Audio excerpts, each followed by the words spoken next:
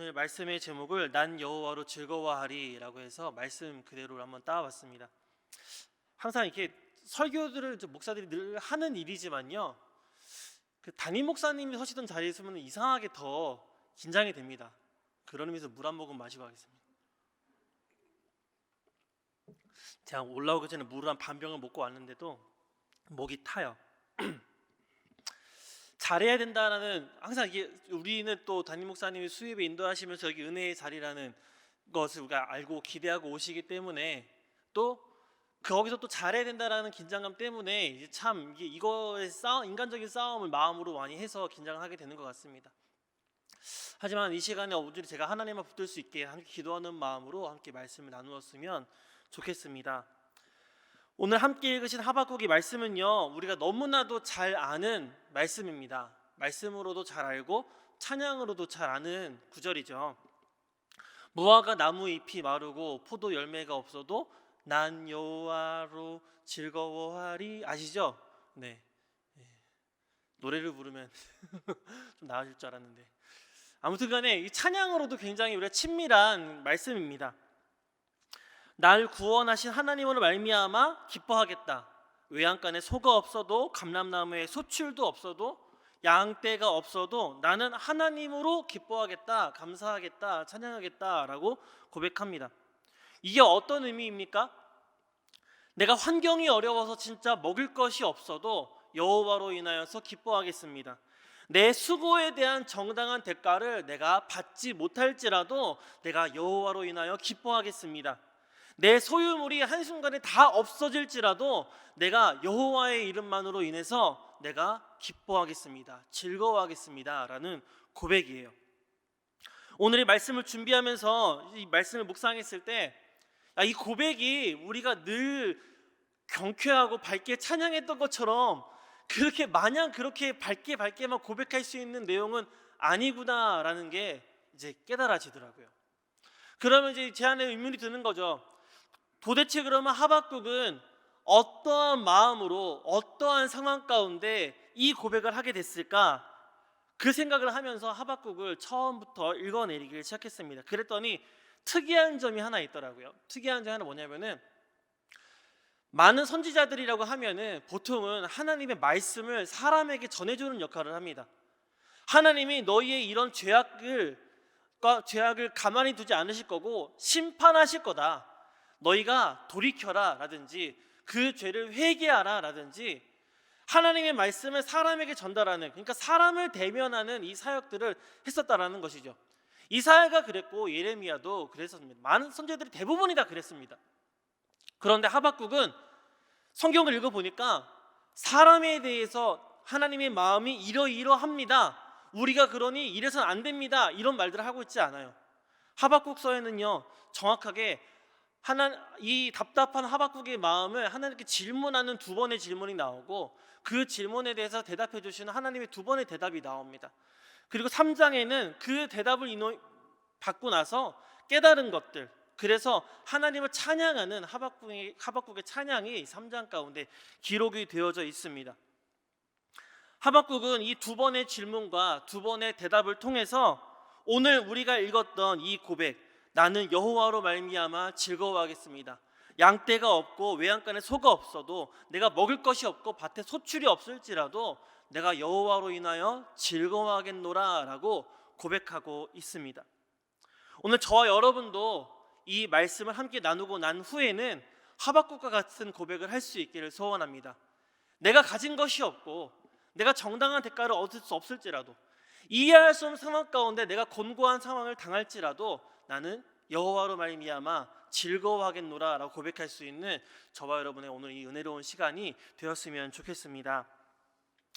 하박국 선지자가 활동하던 시기는 언제였냐면요, 유다의 말기였습니다. 남유다의 말이었고, 요시야 왕 말기, 그리고 여호아하스와 여호야김으로 이어지는 그 기원전 700년 전후에 걸치는 때였습니다. 요시야는요, 우리가 잘 알듯이 하나님께서 기뻐하시는 왕이었습니다. 어린 나이에 왕이 돼서 성전 재건에 힘썼던 왕이었습니다. 성전을 재건하는 와중에 하나님의 율법책을 발견하게 되었고, 그 율법을 읽고 깨달은 대로 그 율법이 다 이루어지도록 노력하는 데 애썼던 왕이었습니다.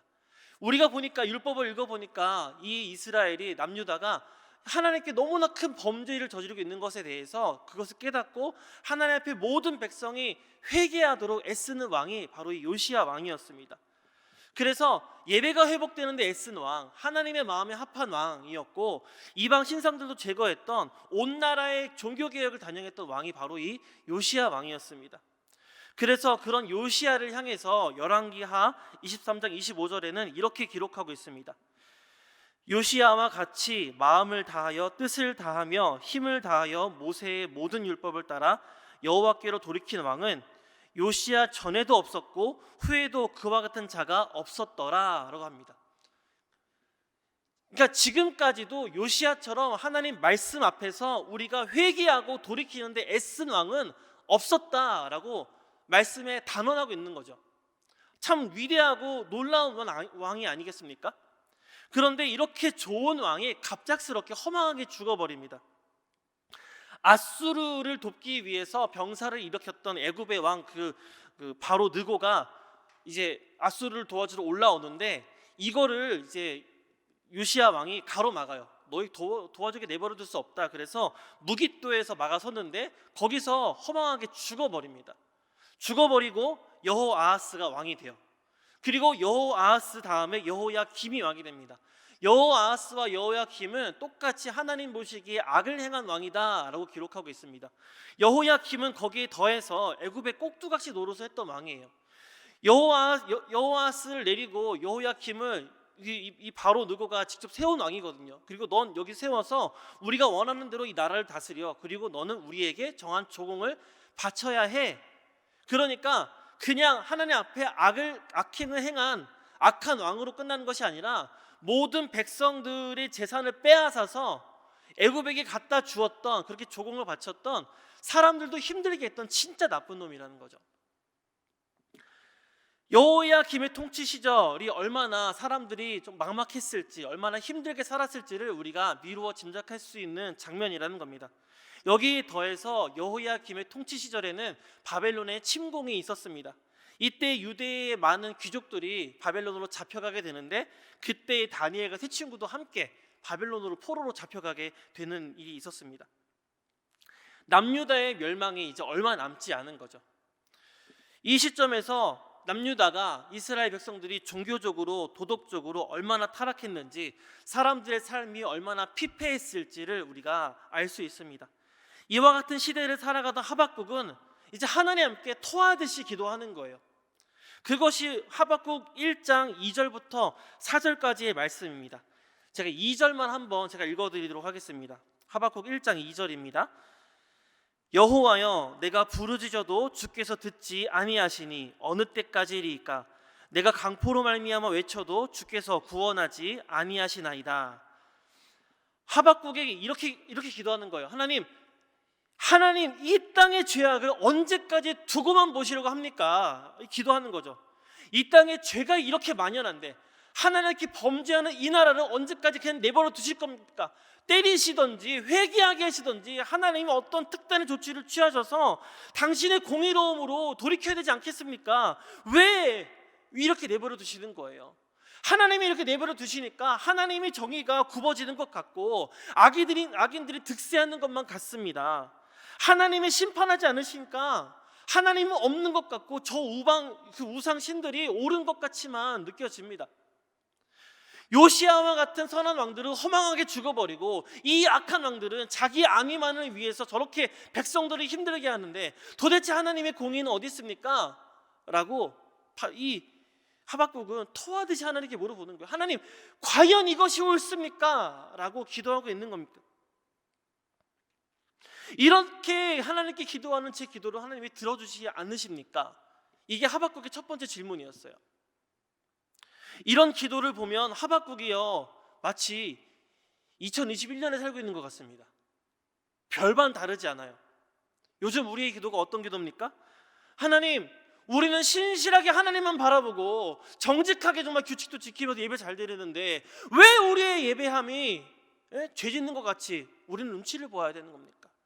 하나님, 왜 죄 없는 하나님의 백성들 이대로 보고만 계시는 겁니까? 왜 공의로운 하나님의 공의는 우리가 도대체 눈 씻고 찾아볼 수가 없는 겁니까? 하나님이 심판하지 않으시니까 마치 하나님의 정의가 굽어진 것 같고, 하나님이 없다는 저들이 더 기세등등합니다. 자기의 논리가, 자기의 방법이 옳다고만 말하는데 하나님 언제까지입니까? 언제까지입니까? 하박국의 기도와 우리의 기도가 별반 크게 다르지가 않아요. 이렇게 토하듯이 기도하는 첫 번째 질문에 대해서 하나님께서 1장 5절부터 11절까지 이게 대답하시는데, 그 대답의 내용이 이래요. 하박국은 하나님 언제까지입니까? 하나님 언제쯤 이게 회개하시고 우리 백성을 돌이키실 거예요? 이렇게 질문하는데 하나님은 뭐라고 말씀하시냐면은, 요약하면 이래요. 너희는 너희의 죄로 인하여서 내가 사납고 성급한 갈대아인을 들어서 너희를 칠 거야. 너희는 심판당할 거야. 그런데 너희는 내가 심판할 거라는 이 말을 듣고도 믿지 않을 거다 라고 말씀하십니다. 갈대아 사람, 즉 바벨론을 세워서 남유다를 심판하실 텐데, 남유다는 바벨론에게 철저히 파괴당하고 빼앗기고 유린당하고 조롱당할 것이다. 그들이 아주 지나치게 범죄하리라 라고 하나님이 말씀하십니다. 대답이 조금 안 맞는 것 같죠? 언제까지입니까? 하나님, 우리를 좀 돌봐주세요 라고 물어보는데 하나님께서 내가 너를 이방 사람들 들어서 너희를 때릴 거야 라고 말씀하시는 거죠. 이 말을 들으니까 하박국이 이제 이해가 안 되는 겁니다. 이해가 안 되죠. 아니, 하나님이 우리 백성을 좀 회복시켜 주시길 원했어요. 하나님이 이제 우리를 좀 만져주시기를 원했어요. 그런데 하나님이 듣지 않으시는 것 같던 하나님께서, 하나님의 응답이 너무나 황당한 거죠. 하나님의 손으로 자기 백성을 훈계하시는 것이 아니라, 그 자기 백성들을 회복시키도록 어떤 하나님의 은혜를 베푸시는 것이 아니라, 하나님을 모르는 패역한 백성들, 하나님을 부정하는 거짓된 자들에게 하나님의 백성들을 치게 하시겠다라는 겁니다. 하나님의 백성을 심판하는 도구로 저 바벨론 사람들을 쓰시겠다라는 거예요. 예를 들면 이런 겁니다. 우리가 부모로서요, 여러분, 우리 자녀가 잘못하면은 이 아이를 누가 훈계해야 됩니까? 당연히 그 아이의 부모인 우리가 훈계하는 게 맞습니다. 그렇죠? 그런데 이 아이의 훈계를 우리가 하는 게 아니라 옆집 아저씨한테 맡기는 거예요. 이해되십니까? 여러분 중에 그럴 사람이 있어요? 하박국도 우리 하나님은 아는 거예요. 하나님이 그럴 분이 아니라고 생각하는 거예요. 근데 그게 이해가 안 되는데, 그 옆집 아저씨는 어떤 사람이냐? 아주 사랑 많은 우리 아버지의 성품과는 너무나 다르게 아주 포악하고 탐욕스러운 사람이라는 거죠. 하박국이 이게 이해가 안 돼서 다시 바로 질문합니다. 그 질문의 내용이 이제 1장 12절에서 17절까지 말씀인데, 12절 하반절을 보시면 이렇게 기록하고 있습니다. 여호와여, 주께서 심판하시기 위하여 그들을 두셨나이다. 반석이시여, 주께서 경계하기 위하여 그들을 세우셨나이다 라고 말씀하십니다. 하나님, 나도 압니다. 하나님께서 저 이방 나라를 세우신 이유, 바벨론을 들어 쓰시는 이유가 우리를 심판하기 위해서, 우리를 경계하기 위해서 저들을 세우시고 들어 쓰는 것은 알겠습니다. 그 말을 지금 하박국이 하고 있는 겁니다. 그런데도 불구하고 저 사람들의 패역함을 하나님 그냥 두고 보시겠습니까? 우리의 죄 때문에 우리가 심판당하는 것은 우리가 납득할 수 있으나, 하나님 저들을 들어 쓰시면 저들의 패역함이 곧 온전함이 될 텐데, 그거는 하나님 어떻게 하실 거예요? 무슨 말이냐면은, 하나님의 백성이 하나님께 맞는 것이 아니라 이방신에게 맞고 있으면 하나님은 힘이 없는 신이 되고 저 이방신이 힘이 있는 신이 될 텐데, 세상 모든 사람들이 하나님은 힘이 없고 능력이 없는 것처럼 치부하고 저 이방 나라가 진짜 힘 있는 나라처럼, 진짜 능력 있는 신처럼 여길 텐데, 하나님 그거를 두고 보실 겁니까? 우리는 그거 납득할 수 없습니다. 이것이 과연 옳습니까? 라고 하박국이 다시 질문하는 겁니다. 하나님, 내가 이게 이해가 안 됩니다. 우리 죄 때문에 맞는 것, 우리 죄 때문에 우리가 심판받는 것은 납득할 수 있으나 저 패역한 백성이 저들이 좀 득세하는 것은 내가 도저히 납득할 수가 없습니다. 이것이 옳습니까? 라고 하박국은 다시 두 번째 질문을 하고 있는 겁니다. 여러분, 조금 이제 다른 결의 이야기인데, 이런 질문과 기도, 하나님에 대한 태도, 여러분 어떻게 생각하세요? 하나님 이것이 과연 옳습니까? 하나님 이러시면 안 되는 거 아닙니까? 이런 태도 어떻게 생각하십니까? 하나님 앞에 너무 무례하다, 노골적이다 라고 느끼지 않으시는지 모르겠습니다. 이렇게 노골적으로 우리가 불만을 토로해도 되냐라고 이제 제가 질문을 드리는 건데, 저는 이것에 대해서 옳다 그르다 말하고 싶진 않아요. 그런데 그냥 질문하지 않고 마음속으로 그냥 끙끙 앓고 있는 것보다는 100번 낫다라고 생각을 합니다. 만약에 하박국이 이 말을, 이 질문을 하나님께 내어놓지 않고 속으로만 끙끙 앓고 있었다라면, 그랬다면 오늘 우리가 읽었던 나는 여호와로 인하여 즐거워하리라는 고백은 하박국 입에서 나오지 않았을 거예요. 그래서 여러분에게 권해드리고 싶은 거 뭐냐면, 이해 안 되시는 거 있잖아요. 하나님이 살아계시면, 내게 하나님이 함께 하시면 이런 일들이 있으면 안 되는 거 아닌가? 그런 일들을 여러분 그냥 내가 하나님을 믿는 자라는 걸로 포장해서 그냥 꽁꽁 싸매두지 마시고요, 하나님께 솔직하게 표현하셨으면 좋겠습니다. 제가 이래봬도 목사잖아요, 그죠? 많이 부족한 점이 있고 연약함이 많은 사람이지만 그래도 이제 목사입니다. 어려서부터 저를 봐오신 분들은, 야, 제가 저기서 말씀을 전하게 될 건 정말 꿈에도 상상한 적이 나는 없었다, 이런 분들도 분명히 계실 거예요. 저는 그런 사람이에요. 근데 저는 요즘에 나름 이제 목사라는 정체성을 조금씩 이제 찾아가고 있는 것 같아요. 굉장히 감사한 일입니다. 아, 목사는 이래야 하는구나. 그래서 내가 정말 자격이 없는 사람인데 하나님이 나를 이렇게 귀한 사역 가운데 불러주셨구나, 감사하다. 어떻게 하면 더 잘할 수 있을까? 그 목사의 정체성을 조금 찾아가고 있는 것 같아요. 그런데 그 목사라는 직분을 제가 하나님 앞에도 가져갈 때가 있습니다. 그래서 기도할 때, 내가 목사인데 이래도 내가 좀 거룩하게, 내가 좀 정리된 표현들로 좀 이렇게 뭐라 그러죠? 좀 이렇게 품위 있는 단어로 하나님께 기도하면 좋지 않을까? 이런 생각이 저를 사로잡을 때가 있어요. 가끔 그럴 때가 있어요. 그래도 내가 목사인데 이런 기도, 이런 표현은 좀 아니지 않나? 내가 좀 더 믿음의 본이 되어야 되지 않나? 이렇게 이럴 때가 있다. 제가 그냥 청년일 때나 그냥 성도일 때는 그럴 필요가 없었어요. 힘들면 그냥 하나님 힘들어요, 죽겠어요 하고 막 울고 부르짖고 막 그랬는데, 그거를 못한다라는 거죠. 이걸 깨고 싶은데 제가 잘 안 돼요. 그래서 끙끙거릴 때가 있습니다. 이걸 깨지 못해서 끙끙거릴 때가 있어요. 마음에 이만한 응어리가 있는데 이게 솔직하게 표현이 안 되니까 얼마나 답답하겠어요. 여러분도 그런 적 있지 않으십니까? 혹시? 저는 일단 그럴 때가 있었어요. 근데 그게 언제 풀리냐면요, 여러분, 제가 하나님께 솔직하게 표현하기 시작할 때 이게 풀리더라라는 겁니다. 제가 지난 금요 예배 때 마음이 굉장히 어려웠어요. 왜냐하면은 어떤 한 분에 대해서 마음이 굉장히 불편했거든요.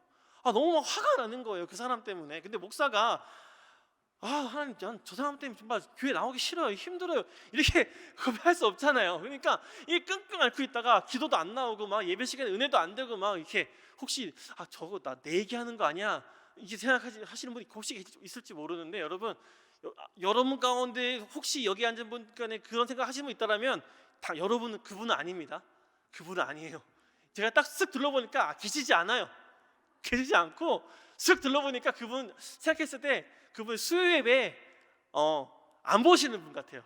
그러니까 여러분 잘 모르시는 분이에요. 아무튼 간에 저를 힘들게 하는 누군가가 있었습니다. 근데 그것 때문에 제가 예배에 집중할 수가 없었고 은혜가 되지 않았어요. 기도가 안 나오는 거예요. 답답한 거죠. 내가 막 목사로서, 하나님 진짜 쟤 왜 저래요? 기도가 안 나오는 거예요. 그런데 그렇게 가만히 앉아 있다가 하나님 앞에 제가 저도 모르게 이렇게 말을 내뱉었어요. 하나님, 저 너무 속상해요. 하나님, 나도 기도하고 싶고 나도 은혜 받고 싶은데 하나님, 저 사람 나 너무 내 마음을 힘들게 해서 내가 은혜를 못 받아요.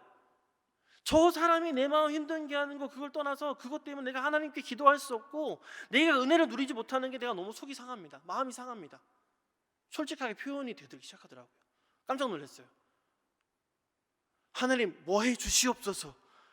하나님, 내게 은혜를 베풀어 주시고 성령 충만함을 주옵소서. 이런 기도를 해야 된다고 생각했는데 하나님, 나 너무 속상해요, 짜증나요, 힘들어요, 화가 나요 표현하기 시작했더니 하나님이 제 마음을 만지기 시작하시더라고요.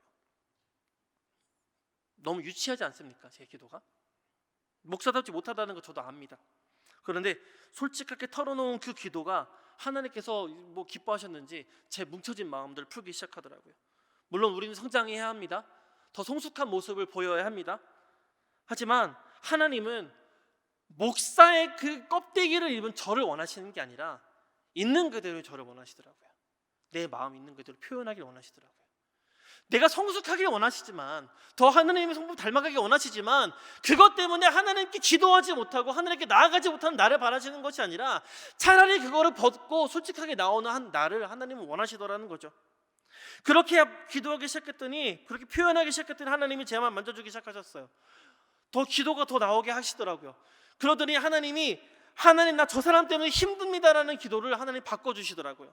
하나님, 나를 사랑하시는 것처럼 저 사람 사랑하실 텐데 하나님 저거 얼마나 상하실까요?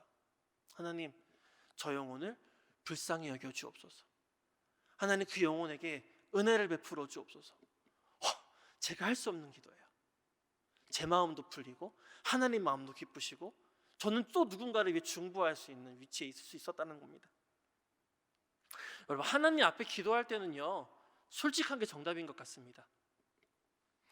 저와 여러분이 오늘 하나님 앞에 기도할 때 이 어린아이와 같이 솔직하게 기도할 수 있는 시간이 되었으면 좋겠습니다. 하나님은 자신이 처한 상황과 느끼는 감정을 솔직하게 하나님께 표현했을 뿐이에요. 다만 중요한 것은 그 솔직한 표현, 그 질문 밑바탕에는요, 하나님을 믿는 믿음이 깔려 있었습니다. 하박국 1장 2절에서 내가 아무리 부르짖어도 여호와께서 듣지 않으신다라고 제가 이렇게 표현했었습니다. 토하듯이 하나님께 질문했다라고 제가 표현했었어요. 근데 정말요, 하나님께서 듣지 않으신다라고 믿은 사람이었다면 기도 안 했겠죠. 질문도 안 했겠죠. 그런데 이렇게 질문을 했다라는 것은 무엇이냐면요, 하나님께서 내게 응답하지 않으셨을 뿐 내 모든 기도를, 내가 하는 모든 말을 하나님은 지금도 듣고 계신다라는 것을 하박국이 믿고 있다라는 반증입니다. 하나님이 이 기도를 듣고 계시기 때문에 하나님 왜 안 들어주세요? 하나님 왜 응답하지 않으십니까? 라고 질문할 수가 있었다라는 것이죠. 하박국의 이런 질문, 이 솔직한 질문 밑바탕에는 하나님을 신실하게 믿는 믿음이 있었다라는 것입니다. 3절과 4절을 보아도 마찬가지입니다. 하박국의 질문은 이거예요. 어찌하여 내게 죄악을 보게 하시며 패역을 보게 하십니까? 이 말은 뭐냐면 하나님은 죄를 모른 채 하는 분이 아니십니다. 하나님은 공의로운 분이십니다. 이 고백의 다른 말이라는 거예요. 그러니까 이 표현은 하나님의 백성의 죄악을 그만 보게 하시고 회개하고 돌이켜달라는 그 소원의 다른 표현이라는 거죠. 우리가 그렇게 이해할 수 있는 겁니다. 마찬가지로 바벨론을 들어서 이스라엘을 심판하시겠다라고 말씀하신 그 하나님의 말씀에 대해서 질문하는 하박국의 그 두 번째 질문 있잖아요.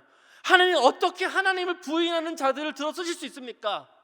그 불의한 자들, 그 이방 족속에게 수치당하는 것을 어떻게 내버려 두실 수 있습니까? 라고 하박국이 질문하는 것도 어떤 의미인가? 하나님은 하나님의 백성의 고통을 방관하는 분이 아니신 것을 나는 믿습니다. 하나님은 하나님의 백성을 돌보시는 분인 것을 나는 믿습니다. 하나님 지금도 우리를 돌보고 계시는 믿습니다. 하나님이 돌보지 않으면 우리는 마구잡이로 남획되어지는 물고기와 같이 그렇게 비천한 존재가 될 수밖에 없는데, 하나님만 모르는 저 악한 자들이 모르는 침략과 약탈이 옳지 못함을 하나님도 아시지 않습니까? 하나님 내버려 두실 겁니까? 하나님 우리를 돌봐달라고, 하나님 저 악한 백성을 심판해달라는 기도의 다른 표현이라는 것이죠. 하박국의 이 질문, 두 번째 질문에 대해서 이제 하나님이 이제 또 두 번째 대답을 해주십니다. 그 대답은 이렇습니다. 2장 4절입니다. 하박국 2장 4절입니다. 같이 읽어볼까요? 같이 읽겠습니다. 시작. 보라, 그의 마음은 교만하여 그 속에서 정직하지 못하나 의인은 믿음으로 말미암아 살리라. 아멘. 여기서 마음이 교만한 그는 바벨론을 말하는 겁니다. 바벨론이 옳지 못함을 하나님이 알고 계신다라는 거죠. 나도 안다. 내가 모르는 게 아니다. 네가 기도 안 하고 네가 알려주지 않아서 내가 모르는 게 아니라 나도 알고 있고 걔들이 교만하고 지금 패역한 백성이고 죄 짓는 거 나도 안다. 그런데 그 악한 세상 가운데서 믿는 자는, 하나님을 믿는 그 의로운 자는 믿음으로 말미암아 살 거다라고 하나님 말씀하시는 거예요. 그런 악한 상황에서도 의인은 내가 그 악한 상황 가운데 하나님의 섭리가 어디에 있는지, 하나님의 뜻은 어디에 있는지, 하나님의 공의는 무엇인지 도대체 알 수 없는 상황 가운데 이해할 수 없고, 하나님이 응답하지 않으시고 하나님이 계시지 않는 것만 같고, 하나님의 일이 지체되는 것만 같고, 하나님이 우리를 놓아버린 것만 같은 그런 악한 상황 가운데서도 하나님의 백성은 하나님을 믿는 믿음으로 말미암아 살리라 라고 하나님 말씀하십니다.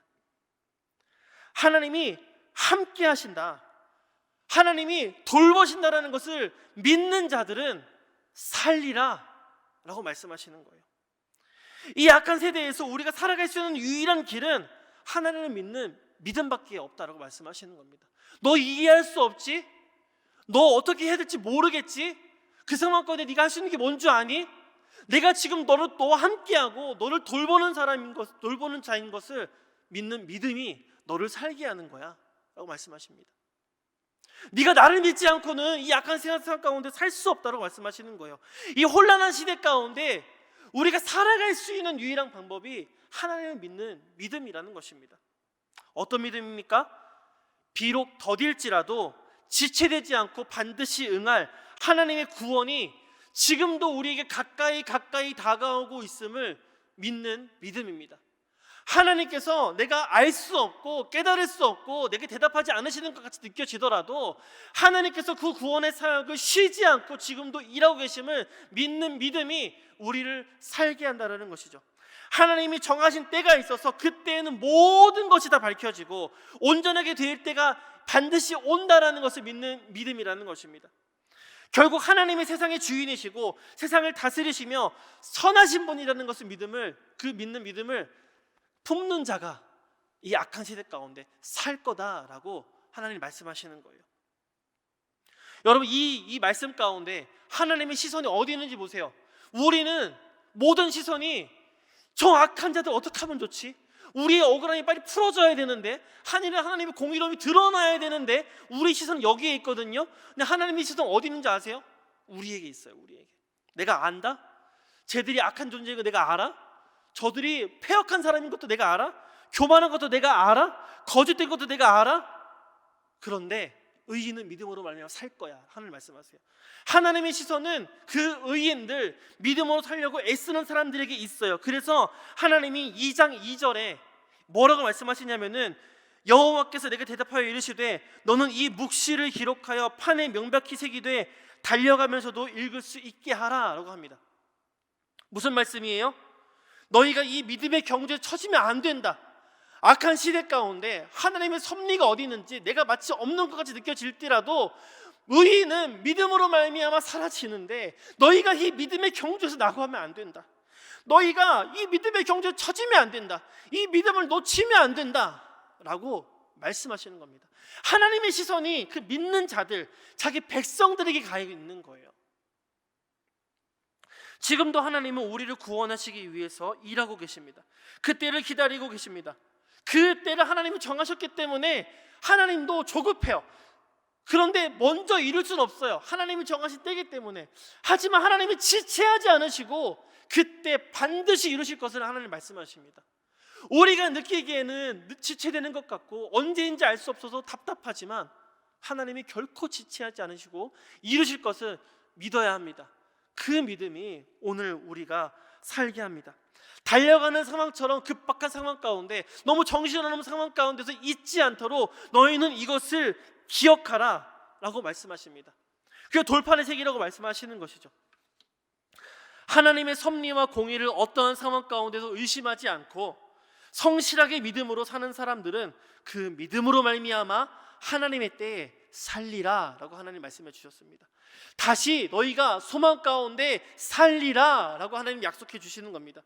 하나님의 영광 가운데 너희가 살리라 라고 하나님 회복을 약속하시는 겁니다. 이것을 믿으시기를 바랍니다. 악한 세상 가운데 살 수 있는 유일한 것은 하나님을 믿는 믿음밖에 없습니다. 믿음이 구원을 얻게 하는 것이고, 믿음이 오늘 하박국처럼 어떠한 상황 가운데서 기뻐하고 즐거워할 수 있게 하는 것입니다. 하나님을 부인하는 자, 하나님을 믿지 않는 자, 불의한 자들은 결국 자신의 죄값을 받게 될 것입니다. 이제 그건 하나님의 일이에요. 하나님의 일을 우리가 신경을 쓰면요, 지금 우리 마음만 힘들어지는 거죠. 우리에게 하나님 주신 건 뭐냐면은, 그거는 내 일이니까 넌 그거 신경 쓰지 말고 네가 해야 될 것은 이 약한 시대 가운데 나를 믿어라. 믿는 게 너의 할 일이다 라고 하시는 겁니다. 오늘 저와 여러분의 고백이 나는 여호와로 인하여 즐거워할 수 있습니다. 나는 내 안에 내 삶에 소출이 없고 내가 모든 것이, 내 모든 소유가 한순간에 없어질지라도 하나님이 나와 함께 하신 것을 내가 믿기 때문에 난 그것을 인하여서 기뻐하겠습니다, 즐거워하겠습니다 라고 고백할 수 있는 저와 여러분의 삶이 되었으면 좋겠습니다. 하나님은 불의한 자들에게 심판을 내리실 것을 말씀하고 계십니다. 결국 세상에 하나님을 인정하지 않고 그 믿음을 지키지 못한 사람들, 혹은 하나님을 무시하고 하나님을 인정하지 않았던 수많은 사람들, 그런 악한 사람들을 심판을 받게 될 것입니다. 그래서 결국 그들이 심판받게 됨으로 말미암아 여호와의 영광을 인정하는 것이 모든 세상 가운데 만연할 것이다, 가득하게 될 것이라고 하나님 말씀하고 계십니다. 이 대답을 들은 하박국의 결론은 무엇입니까? 3장 2절입니다. 여호와여, 주는 주의 일을 이 수년 내에 부응하게 하옵소서. 이 수년 내에 나타내시옵소서. 진노 중에라도 긍휼을 잊지 마옵소서. 이게 하박국의 결론입니다. 이해할 수 없는 상황 가운데, 납득할 수 없는 세상 가운데 살면서 하나님 이게 옳습니까? 라고 치열하게 질문했던 하박국의 질문, 그로 인해서 하나님께서 베풀어 주셨던 그 대답을 통해서 하박국의 결론은 무엇이냐면은, 하나님이 계획하신 이 일을 수년 내에 속히 이루어 주옵소서. 이것이 하박국의 결론이고 기도였다라는 것이죠. 뭘 바라는 거예요? 남유다의 멸망을 바라는 기도입니다. 하나님의 심판을 속히 이루어달라는 기도입니다. 근데 거기서 끝이 아니죠. 우리나라가 멸망하고 심판을 받고 어려움을 당하겠지만 그 어려움 뒤에 다시 회복해야 하실 하나님의 영광을 온 세상에 인정하는 그때, 그 회복의 순간, 그 부흥의 때를 바라보는 믿음, 그 믿음의 고백이 바로 이 3장 2절의 말씀이었다는 것입니다. 진노 중에라도 긍휼을 잊지 마옵소서. 우리가 하나님을 놓치지 아니하도록 하나님 우리를 향해서 그 긍휼한 마음을 놓치지 마옵소서, 잊지 마옵소서 하는 기도, 하나님의 은혜를 구하는 기도, 이것이 하박국의 결론이었다는 것이죠. 이해할 수 없는 상황 가운데 하나님께서 주신 대답의 결론이 바로 이 고백이었다는 것입니다. 말씀을 맺겠습니다. 현실적으로 하박국이 앞으로 맞이하게 될 미래는요, 바벨론에게 멸망당하는 남유다를 바라보는 것입니다. 괴로운 일이고 어려운 일입니다. 서두에 말했던 것처럼 나라가 망하는 상황에서도 먹을 것이 없고, 또 내 수고로 인한 정당한 대가를 누릴 수도 없고, 내가 가진 것인데 한순간에 모든 것을 빼앗겨버리는 악한 순간을 내가 맞이할 수 있으나, 그 상황 가운데서도 하나님을 내가 믿겠다, 그리고 그 하나님이 나와 함께 하심으로 인하여서 모든 것 다 빼앗아가도 내가 하나님을 믿는 이 믿음만큼 빼앗아갈 수 없기 때문에 내가 여호와로 인하여서 즐거워하겠노라, 여호와로 인하여서 내가 기뻐하겠노라 고백할 수 있는 저와 여러분 삶이 되었으면 좋겠습니다. 그렇게 할 수 있는 이유가 무엇입니까? 그 하나님이 나의 힘이 되어주시기 때문에 그렇습니다. 하나님이 힘 주십니다. 하나님을 믿는 자에게, 하나님을 의지하는 자에게, 하나님께 솔직히 나오는 자에게 하나님은 힘 주시는 분이십니다. 현재 우리의 상황도 여러분 다 이해할 수 없습니다. 얼마나 이해되세요? 하나님은 코로나를 왜 주신 걸까요? 도대체 이 아크릴판을 언제까지 여기 세워놔야 되는 걸까요? 우리는 언제까지 마스크를 쓰고 제대로 모이지도 못하고, 우리는 언제쯤 교회에서 국수를 먹을 수 있고, 우리는 언제쯤 마음껏 찬양하고 기도할 수 있을까요? 언제쯤 우리는 세상의 눈치를 안 보고 마음껏 우리의 모임을 가질 수 있을까요? 알 수 없어요.